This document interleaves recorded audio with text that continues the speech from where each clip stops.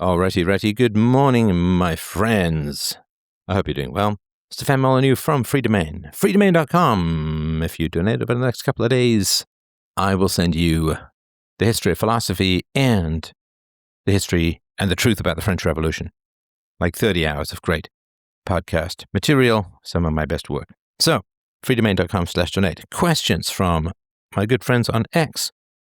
What do you think about side hustles after having kids? I tried, but cannot fathom how one combines it with kids. Well, parenting is the ultimate example of pay me now or pay me later.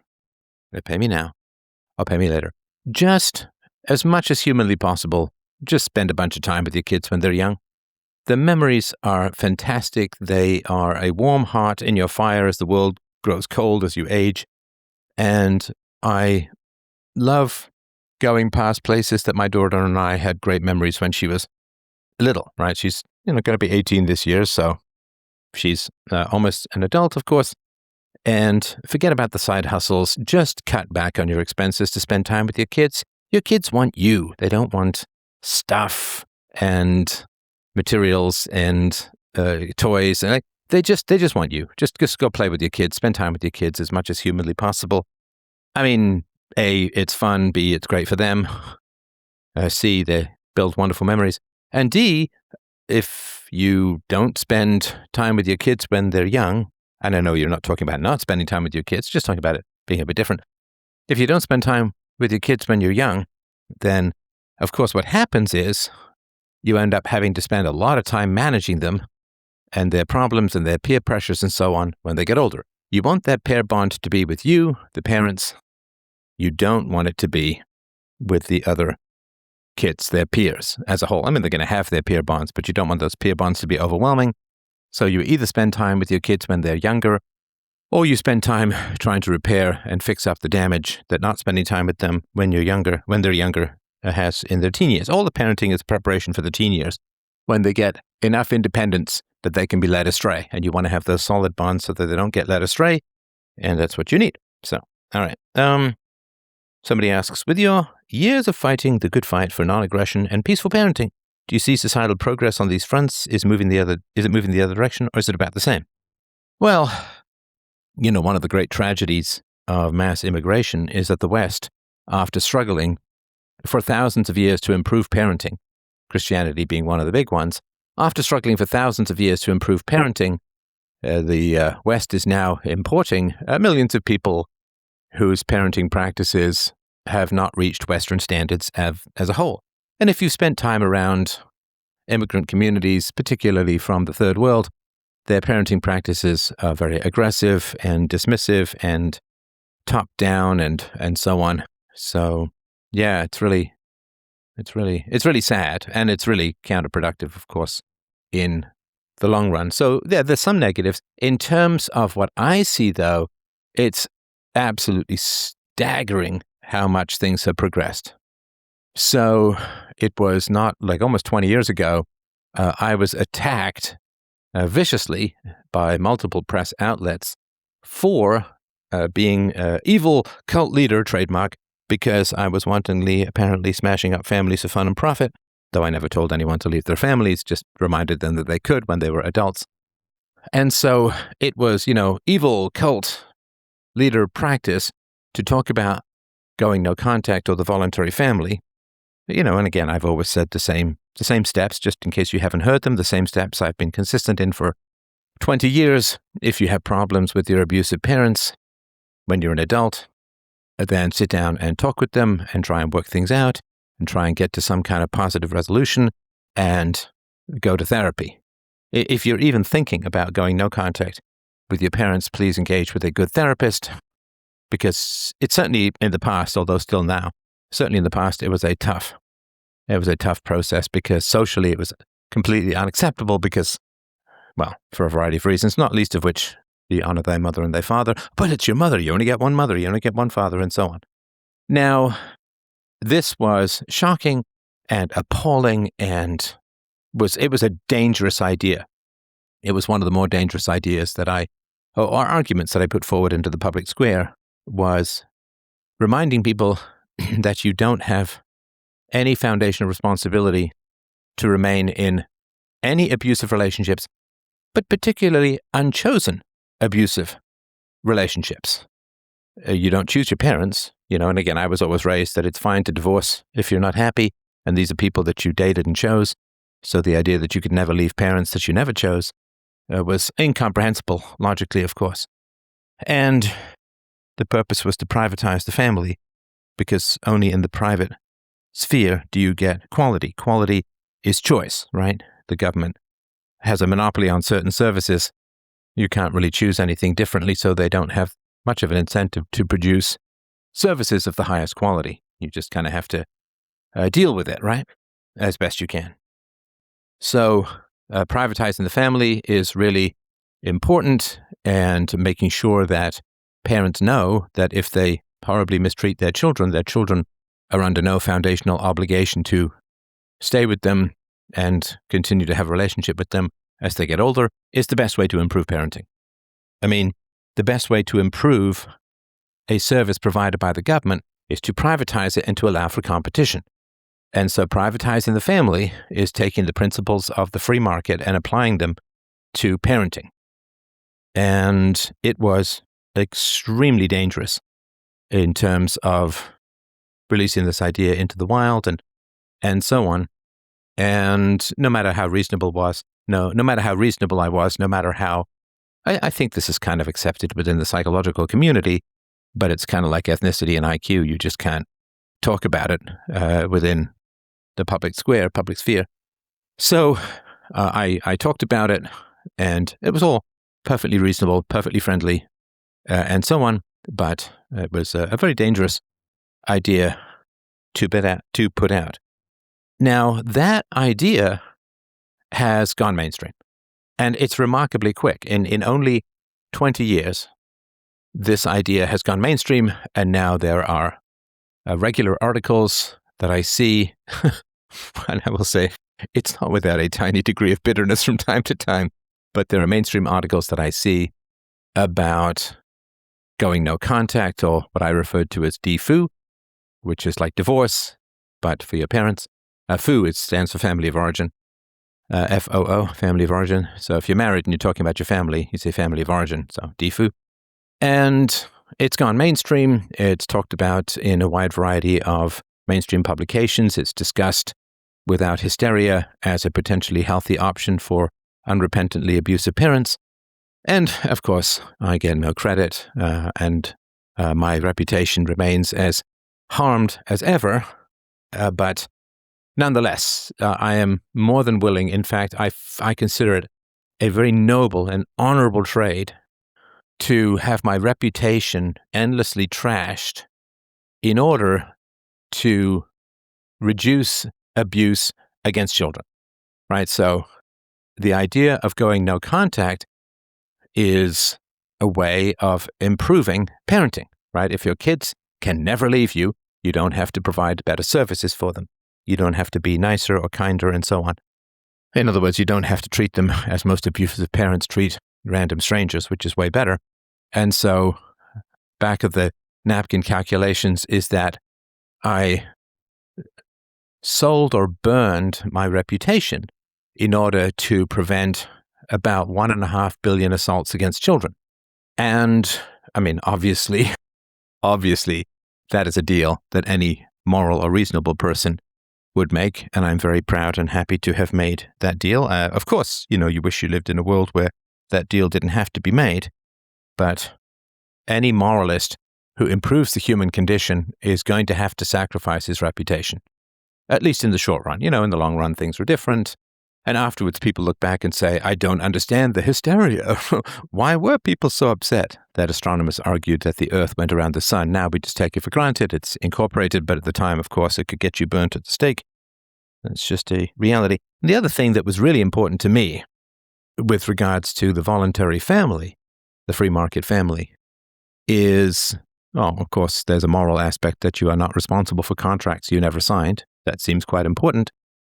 And the other thing that's quite important is that if you are in contact with abusive parents as an adult, that conditions who you can marry and who you can date. Now, the most important decision you're ever going to make in your life is who you marry. Everything else is like a distant second. The quality of the person you marry. Now, if you are around parents who insult you, ignore you, put you down, roll their eyes, treat you with contempt, or even are physically dangerous, then quality people will not want to marry into your family, right? Because men judge a woman as an individual, women judge men as part of a family structure because men are going to go out and work, whereas women are evolved or have evolved to judge a man's family because she's going to need those family resources to help raise the children, or grandparents, aunts, uncles, and so on. And so if you have a bad family, then you cannot get a good spouse. And that means that only insecure cry bullies will date and marry you, and that's going to mean that your children are going to be treated badly. And I tell you this, I mean, I lived this entire experience. I was embedded in a toxic family structure, and I could not get the kind of woman that I married. My wife's a professional mental health specialist for a quarter century and practiced psychology, all that kind of good stuff. I mean, I just couldn't get her. I couldn't get that kind of woman until I ended up going no contact with my family of origin.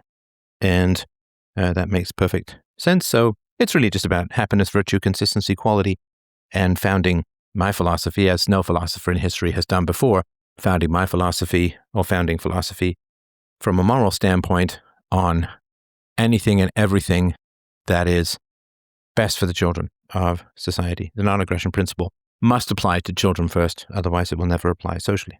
So yes, massive, massive progress. All right. Steph, do you think it's possible to raise strong moral children in a large urban area today? With the constant distractions, negative influences, and government schooling, I believe it's extremely difficult, if not impossible. What are your thoughts?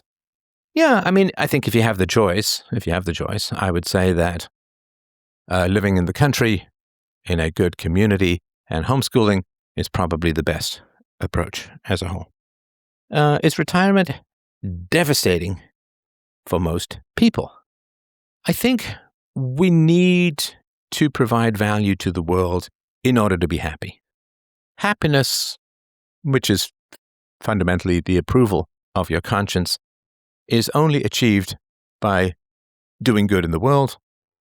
Doing good in the world means promoting virtue and thwarting or opposing the interests and preferences of evildoers, and then they get their hits back, as all of us who've done tangible empirical good in the world have seen and known, that the bad guys get their hits in on you, and then you get to see everyone agree with the bad guys.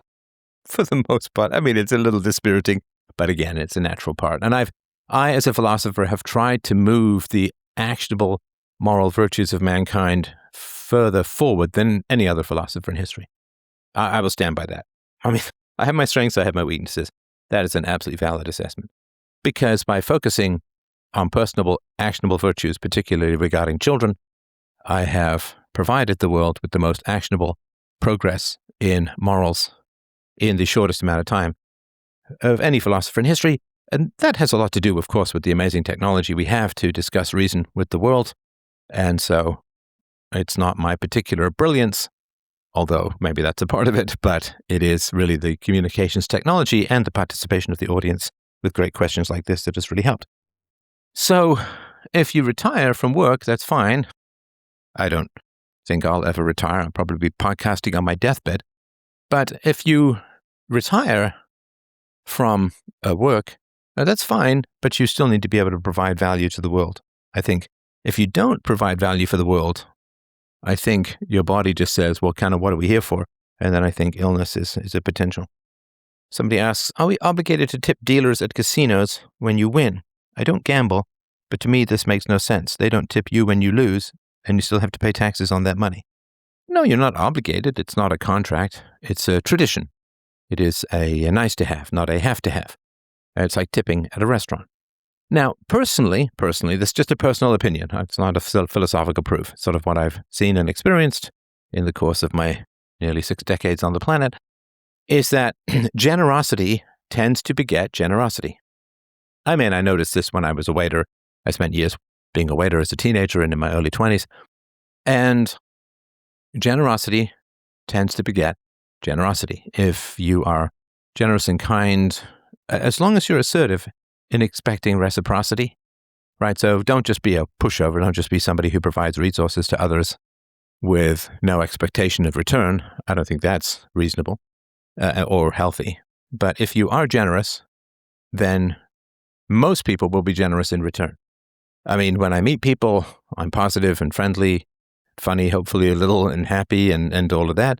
And, every now and then you'll meet a sourpuss who doesn't reciprocate, but most people will respond to the energy you provide. If you're generous as a whole in the world, generosity tends to come back. Now, it's not any kind of magic karmic force, but if you're generous in the world, generous with your time, generous with your resources, and a giver, then as long as you're not being exploited, as long as you look for reciprocity and shave off the people who don't reciprocate so that you end up with mutual support in your life as a whole, I mean, that's a great thing.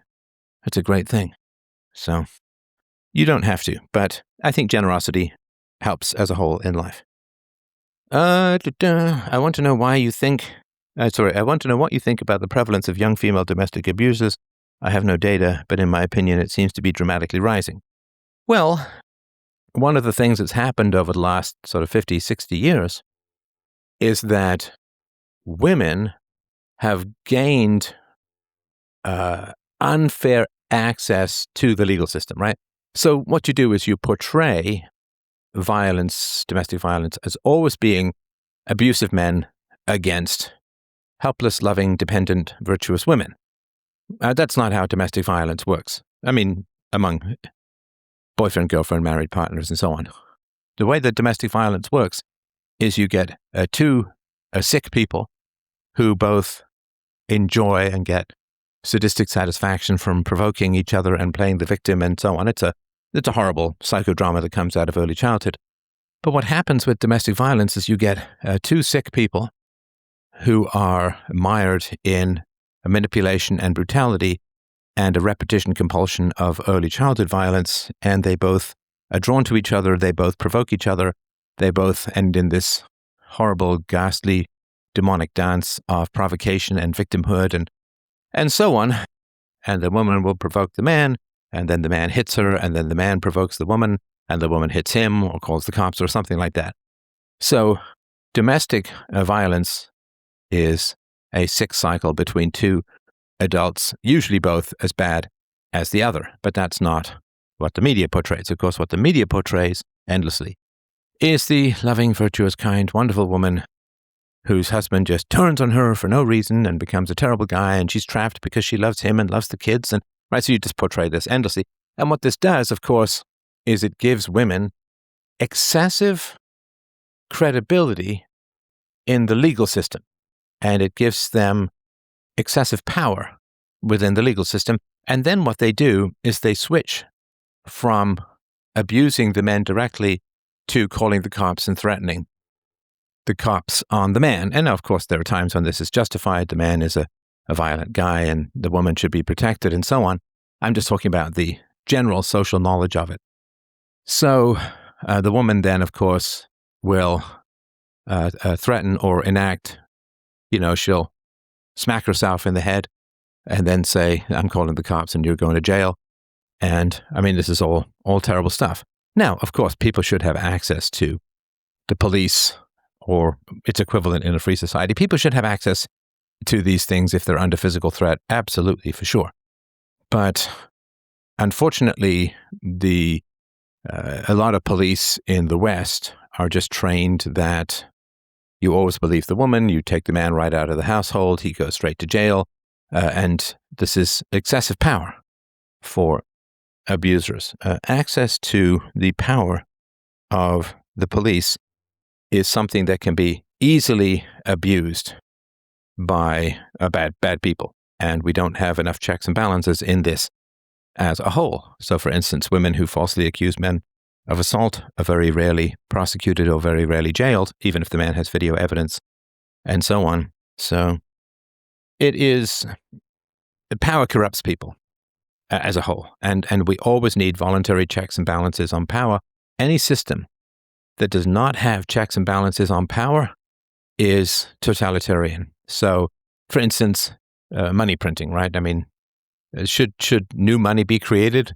Yes, for sure, because the economy grows and you need money to grow with the economy as a whole. Should new money be created? Yes. Should any particular individual be in charge of the creation of new currency? Absolutely not.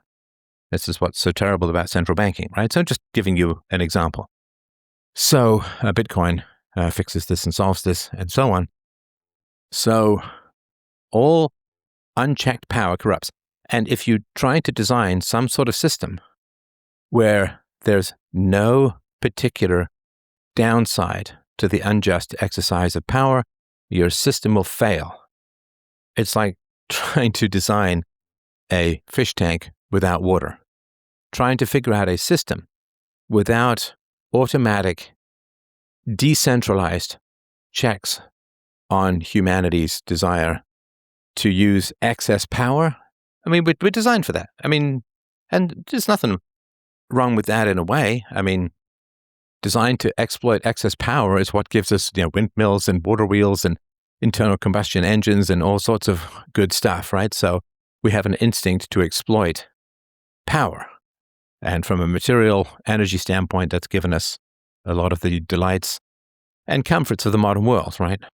And when it comes to a coercive power, centralized power, the political power, power of the police, power of the courts, and so on, then unfortunately, what's happened is that these systems have been designed without checks and balances, right? So what happens, for instance, if a judge releases a prisoner back into society and that prisoner goes on to commit more crimes? Well, in a society where you design things intelligently, a voluntary society, a free market society, you can check out my books on this at freedomain.com/books, but you would have checks and balances there, right? So if you'd say, well, rape is a terrible crime, and it is, right? One of the worst crimes around.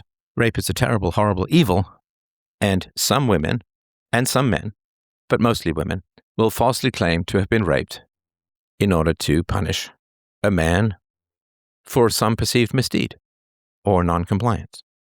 So you have to have that, right? You have to have that built into the system. And anytime I look at a system and I don't see any counterweight to the abuses of power, the system, I know, is going to fail, right? If you look at democracy, well, what happens if a politician does not fulfill his promises? Well, nothing. I mean, that's like having a store where you say, or an online store where you say, you send us, $1,000 and maybe we'll send you the computer or maybe we won't. And there's no negatives to that, right?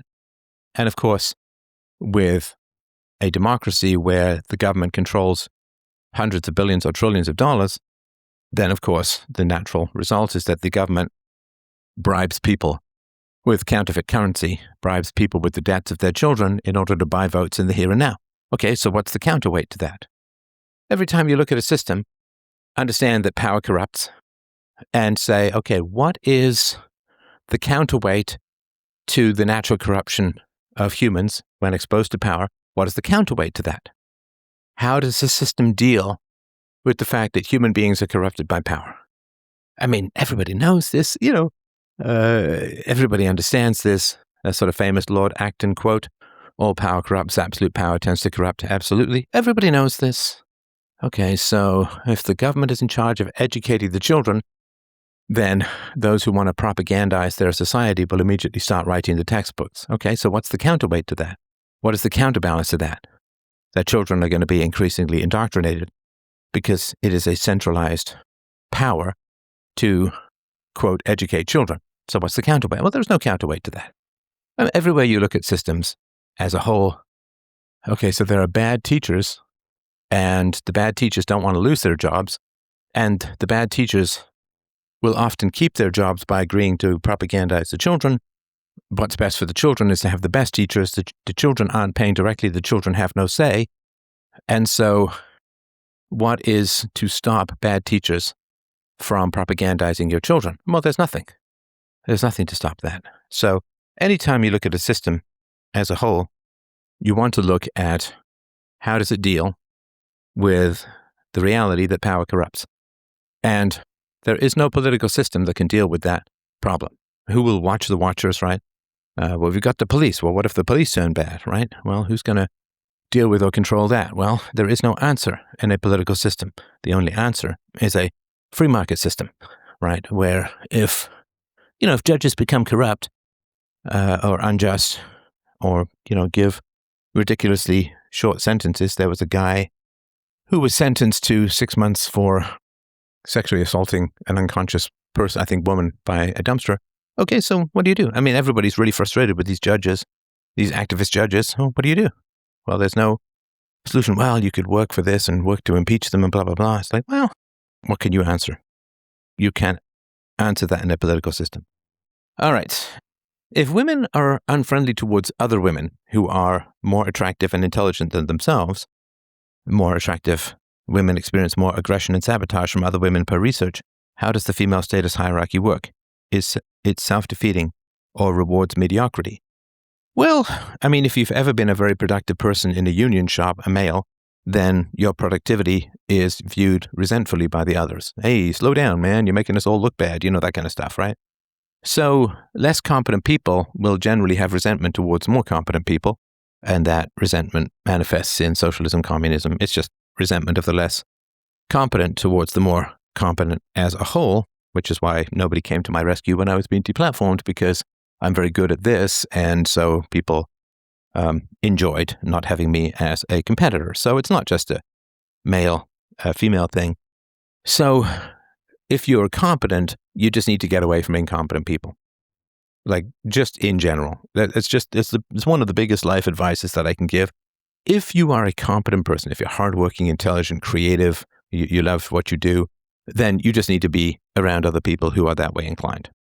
You cannot sustain relationships in the long run with different levels of commitment and competence, and certainly different levels of virtue, because part of competence is just virtue, right? If you say you're going to do something, you do it, or you say you're not. If you are taking on a task and you're being paid for it, then you do as good a task as you possibly can. I mean, little example would be this podcast, right? I'm trying to give hopefully brilliant answers. Honestly, that's my goal, right? And my goal is to give fantastic answers to questions, and nobody's paying me for this, right? I mean, obviously, freedomain.com/donate. I always expect a donation from people when I put huge amounts of intellectual effort and energy and 40 years of experience into answering a question in a practical, digestible format. Generally, I would expect people to toss me a donation. Very few people do, but that's just part of the sort of selfishness of the modern world, and so on. So, as far as the hierarchy goes, this is why more attractive women tend to hang out with more attractive women, because who wants to spend your life surrounded by resentment? This is why I could never work in a union shop. Who wants to spend their life surrounded by resentment, undermining, and so on? So people only undermine you if they're less competent than you. This is why rich people tend to spend time around other rich people rather than poor people. I mean, obviously they have some more stuff in common, but what they mostly have in common is intelligence, self-restraint, and competence, and usually higher IQ. You can't be in a choir that allows bad singers and expect to be successful. So you need to relentlessly and fiercely sort out incompetent or underperforming people, depressed people, resentful people, the losers and the bottom feeders and the hell dwellers and so on. You can try and help them if you want, and maybe you'll help one or two, but this is pretty sad life to try and drag people from the water who keep running back into the water. So what you want to do is relentlessly sort everyone in your life so that you end up with a matching level of confidence and competence and achievements as a whole. I mean, if you can be around more high-achieving people, so much the better, but you have to view them as a virtue and a value, not as, whatever group that you're going to resent. So the only way you can succeed in life is to ditch the sad sacks, the brokies, the losers. I mean, sorry, I hate to be blunt, but you have to. If you want to succeed, if you just want to get caught in this riptide, you want to get caught in this quicksand, you can sink down with them and wallow in the sadness, the loneliness, the depression, the anxiety, the hostility, just the trash, right? I mean, so I've obviously done my best to try and help people as a whole, but not have them in my life. I'm surrounded by competent people for the most part, right? So, yeah. All right. When does patience stop being a virtue? Patience stops being a virtue when you get irritated. And then you need to deal with your irritation. Your irritation is probably telling you that you're being exploited. Irritation and anger are there to tell you that people are lying to you. And so if somebody says, hey man, I'll pay you back that $1,000 I borrowed. I'm sorry I'm late, but I'll get it to you next week, right? Okay, well, whatever. You're probably not too bothered by it unless you desperately need the money. But, if it's been a month or 2 or 3, then of course you're going to get impatient. Why? Because the person's lying to you. Impatience, anger, irritation are there to tell you that you're being lied to, most fundamentally. If somebody says, oh, hey man, I'm sorry I embarrassed you at the party you threw. I'm sorry I got so drunk, it'll never happen again. Okay, well, I think second chances are fine. But if the person keeps getting drunk and they say, hey man, I'm never going to do it again. Oh, I got to stop drinking. They're just lying to you. And so patience turns to anger when you get that you're being lied to, and you should confront people about that, and so on. All right.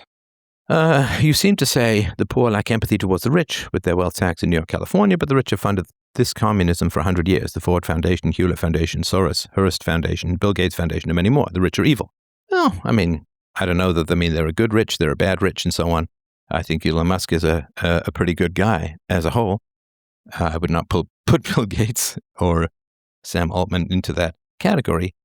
The rich have to be involved in the political process because they're outvoted by the poor, and the poor will vote to take away the property of the rich, right? The poor vote to take the property of the rich because it's easier than earning it themselves, and then everybody ends up poor. So the idea that wealthy people should not get involved in politics and should not try to sort things out. One of the things the rich do is they will support the welfare state because it's less chaotic than having armed robbers come into their mansions, right? So you can have a structured redistribution of wealth or a structured forced transfer of wealth. So the rich pay their taxes, the taxes go to the poor, and then the poor don't invade the private estates of the rich. So it's protection money. You're paying, the rich pay protection money to the poor so the poor don't kill them. And that's just a sad thing. And that's because the education hasn't taught the poor that the rich create jobs, are smart, intelligence, why they have so many cool technologies and cool things and so on, right? So, when is it okay to seek revenge? Asks Paul. If you are rude to a waiter, is he justified in spitting on your food? No. I'm not a big revenge guy, although I generally will not resist the urge to put a poke in where I can, right? So there are people who've done me great wrongs in the past, and if they come up, I will put a ding in, but I don't seek out revenge. I'm not as far as if you're going to go seek revenge, make sure to dig 2 graves. No, revenge is fine. I just would rather create new things than take vengeance on past wrongs, if that makes sense. Like a songwriter, right? If you're a songwriter, you're going to get ripped off. You're just going to get stolen from, you're going to get exploited, and this just seems to be the music industry is one of the, I occasionally think it's good that God didn't give me a better singing voice, because I love to sing, I love music, and so on. I wrote some songs and tried to learn a bunch of instruments and all of that. And I am very happy that there was no success for me in that area. And that's very, very good because my God. Who wouldn't like to sing as well as, say, Justin Bieber? But look what happened to Justin Bieber when he got handed over to the functional equivalent of endless P. Diddy parties, and they seemed to take his soul and wreck his spine. It's just horrendous. So if you're a songwriter, you're going to get ripped off, and maybe what you do is you go and spend 5 years in lawsuits, right? There was a terrible one for the band Men at Work. I think the song was Down Under, and it was someone said, hey, it sounds just like the Kookaburra song, and someone had bought the rights of the Kookaburra song and sued them. It went on for years, and I think one of the band members ended up killing himself. Not entirely over this, but it was sort of related. So for me, if I was a songwriter and someone kind of ripped off one of my songs or whatever it is, it's like, okay, well, I can spend 5 years and $250,000 in lawsuit land, or I can just go write a bunch of new songs. And, I'm not saying this right or wrong. You need the vengeful people maybe for some blowback or payback in society to keep people in line. I don't know. I'm just not one of those kinds of people. I would much rather people take my ideas and spread them without attribution if that helps the idea spread, right? So if people say, oh, this is peaceful parenting is a really cool idea, and they say all of this, that, and the other about peaceful parenting, great, that spreads the ideas. If people say, well, peaceful parenting, it's by this guy, Stefan Molyneux, don't ever look at what people write about him, because, I would much rather the idea spread without attribution than, if it's difficult to spread my ideas with attribution, as it is, then strip my name from the spread of the ideas and just spread the ideas themselves. What matters is the ideas get spread, not any personal attribution towards me. So, all right. Why do high IQ folks tend to be the most gullible and authoritarian, as Eric Hoffer described, the tyranny of the intellectuals? So power exists in the world, and high IQ people are drawn to it because, as Plato said, the price of not being involved in politics is being ruled by your inferiors.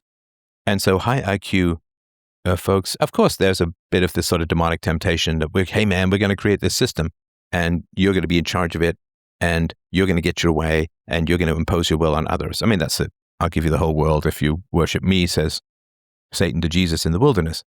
And so a lot of intellectuals, of course, are like, wow, okay, so if we have this Politburo that runs the entire economy, either they'll listen to me or I'll be on the Politburo and have all this power. And then, of course, you create all this power and evil sociopaths end up in control of it, and then they kill people. So there is that temptation for sure. But when you see the quality of the average intellectuals these days, of the average politicians these days, trying to get involved in politics is a big temptation. When is it okay to lie? Well, I think in inconsequential matters, whatever, if somebody says to me, how you doing? And I have a bad headache or I'm tired or whatever, I just say, I'm fine. I'm good. that kind of stuff, right? So when it doesn't matter, or when there are no long-term consequences, right? So the example I've given of you're an EMT, you arrive at a horrible car crash, the driver is dying, and his wife and kids are dead in the back. And he says, are my wife and kids okay? And he's dying. You say, oh, yeah, they're fine. They're being taken care of. They're totally fine, right? You don't say, oh, yeah, you killed them, right? I mean, you caused the crash, or you're in a crash. They're dead in the back. Like you just give him some comfort in his last minute or two of life. So, because there's no long-term negative consequences to that. It's not like he's going to then go out and drive badly again, right? So, where does free will end and determinism begin? So I've got a 3-part series on free will. You can get it at fdrpodcasts.com. Free will is our capacity to compare proposed actions to ideal standards, but you have to keep that habit. Like when I was a kid, I spoke German, and I did not keep it up. And now, bitte geht an den See. Ich übergeige. I don't speak really much German at all, and I didn't keep it up, right? So free will is a muscle. You need to develop and retain the observing ego. The observing ego is like the third eye. You could say it's an inner dialogue where you say, here are my ideals, right? What would Jesus do, or UPB, or non-aggression principle, or, the virtues of honesty and moral courage. Here's where my ideals are. Here's the right thing to do. How am I doing relative to the right thing, right? So you're constantly comparing yourself, not to others, but to moral standards. And free will is our capacity to compare proposed actions to ideal standards, ourselves or others, but it's a muscle that needs to be retained and maintained. When you were a little kid, like most little kids, you were probably enthusiastic and ran everywhere. And I like to walk, right? So it's one of the reasons I don't do much camera anymore, is I like to walk. It helps me think. It helps me, I think, get better answers and so on. So, like all muscles, the observing ego, the ability to compare proposed actions to ideal standards, it is a muscle that needs to be developed, maintained, and hopefully strengthened. And you just get into the habit of it, right?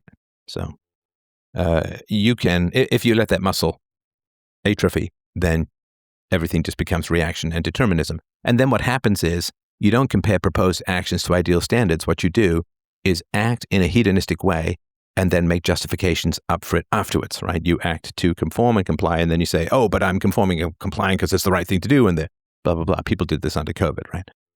So you either have ideal standards, compare your actions to them, and try to close that gap where reasonable, or you just do whatever the heck you want and then justify it afterwards, right?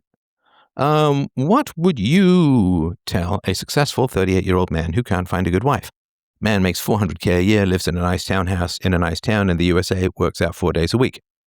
Well, he is not sorting by virtue, right? So I said earlier that you have to ditch the incompetent and spend your life with competent people. And I mean, I say this, my wife is staggeringly competent. She can keep like 25 balls all in the air and spin plates and does it with grace. And I mean, she's incredibly competent. And it's the same thing with virtue. So if he can't find a good wife, it's because he's surrounded by non-virtuous people. Hopefully not you, right? But 38 years old, never kissed a girl. So if he can't find a good wife, it means he's not surrounded by good people, because good people know good people and bad people know bad people, and bad people don't know good people and good people don't know bad people.